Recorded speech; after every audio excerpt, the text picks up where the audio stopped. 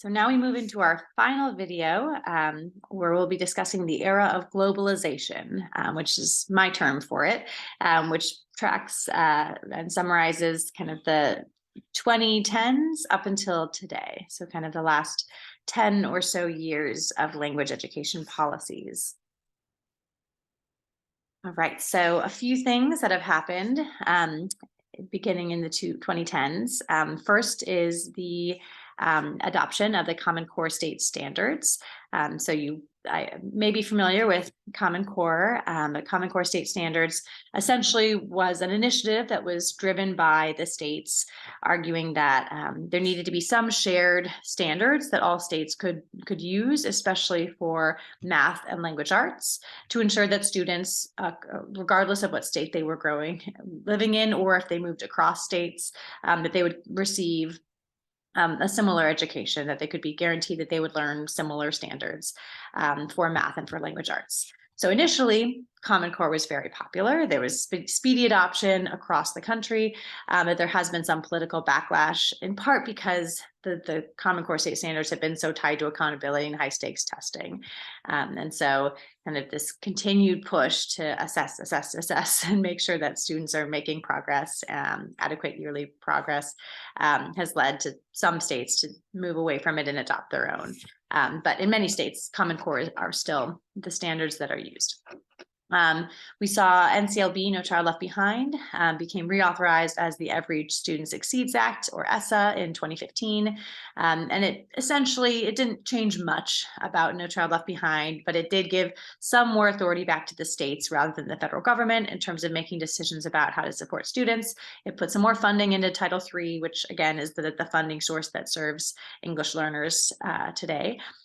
Gave some more flexibility in how assessments were designed, but still a lot of emphasis on testing, and more subgroup accountability. So long-term English learners and students who had formerly been English learners had to be monitored for 2 years after exiting that label, so we could see a little bit more of how students are actually continuing to perform academically once they're no longer English learners, or as they are maintaining their English learner designation. A couple things that weren't included in ESSA that should have been were resources for teacher professional development. So there wasn't more funding put into that. And bilingual education has not been reprioritized in federal legislation in the way that it was with the Bilingual Education Act that was part of the Elementary and Secondary Education Act. Some good news, English-only policies have been repealed in 2 of the 3 states that passed them. So in 2016, Proposition 58 overturned Proposition 227, and in 2017, House Bill 4032 overturned Question 2 in Massachusetts. So both states no longer have English-only policies on the books. Bilingual education programs can and have been growing and beginning to thrive in those states. In Arizona, the Proposition 203 has not been overturned, although there was a Senate bill that was proposed to overturn it. However, there have been ways that schools and districts have found to be able to work around some of the restrictions that were put in place from Proposition 203, such as the requirement that all English learners have a 4-hour block of English instruction, ESL instruction, until they exit that label. So they've found ways to try to get around some of the policies that were put in place as a result of that proposition, recognizing that they're not the most effective ways to support multilingual learners. So some good news here in terms of English-only policies. The Seal of Biliteracy is also an initiative that's been gaining traction across the country. The Seal of Biliteracy is essentially an award that a school, a district, or a state can give to recognize high school students who develop proficiency in 2 or more languages by the time they graduate. So this is a great way to validate language minoritized speakers who speak a language other than English at home and develop that language enough to be able to demonstrate bilingualism and biliteracy for students who go through bilingual programs. It encourages students to go take more classes in world language education. So it's really been an effort to start to honor and reward students for their bilingualism and biliteracy. And there are some universities that will take the seal towards, or use that. Well, if you have the seal, you can use that towards credits for a world language class. So you can actually use them towards college credits. 3 years ago, this is what the map looked like in terms of who approved the seal of biliteracy. I've kind of been tracking it over the years. So you see that most states had started to approve it, or they were considering approving it. And today, only one state, South Dakota, is still in the early stages of embracing the seal, but every other state has adopted it. So we definitely are in a significant mindset shift from where we were even 2 decades ago in terms of how we're thinking about bilingualism and the benefits of bilingualism. We also have seen the rise in dual language education programs. Around the year 2000, it was estimated that there were maybe a couple hundred dual language programs in the country. But there was a recent national canvass that sought to document all of the dual language programs that exist in the US, and they found about 3,600 programs in the year 2021. And every year, more programs continue to grow and open. So dual language education, or programs in which students are educated in English and another language, they receive their content instruction in English and another language, have been continuing to grow, and there's a lot of enthusiasm around dual language education.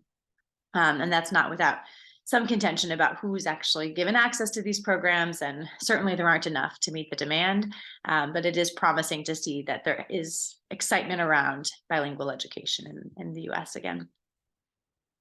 But at the same time, it's important to point out that many states still have official English laws. Some of these, you can see here which states have them and when they came into place and when they came into play. Some came, a lot of them came about in the 1980s, 1990s, a few in the early 2000s. So a lot of them came about in that era of the English only movement making its second resurgence. So we talked about how the United States does not have an official language, but some states have official languages, and English is the official language in these states. But it's important to point out that a few states are seen as English plus states, states that say that they use both English and other languages in their official correspondence in schools and in their states. And Rhode Island is one of those states, so good for us. But just it's important to keep in mind that as we see the rise of bilingual education again and dual language programs, recognizing that many states still have official English laws on the books. Excuse me.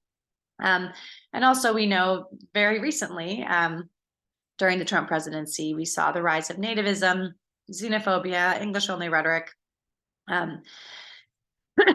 travel bans, discourses around building a wall, illegal immigration. So a lot of rhetoric really aimed at pushing immigrants out again from this American identity.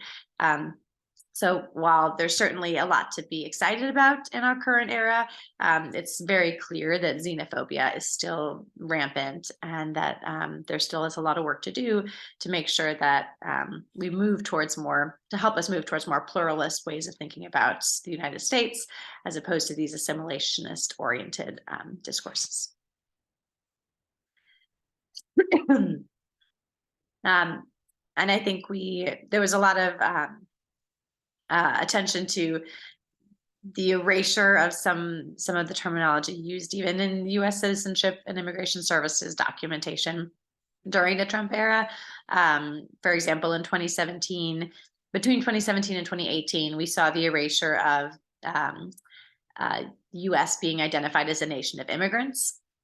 That was stripped from the way that the U.S. Citizenship and Immigration Services describes itself to the USCIS administers the nation's lawful immigration system. And even now that we are, the Trump presidency is no longer in office, we still haven't gone back to that initial language. The language of the mission statement says that the USCIS upholds America's promise as a nation of welcome and possibility.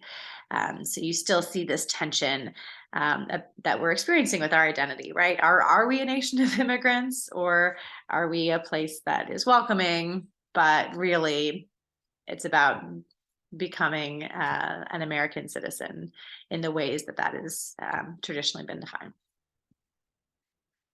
Okay, so that gets us to the present day. Go ahead and do your last stop and jot. What surprised you about today, this era? What do you want to remember? What from this time period do you think is still influencing language and education policies? Clearly a lot, since these are the recent policies and practices. And what questions do you still have about this era? I look forward to talking with you about this in class.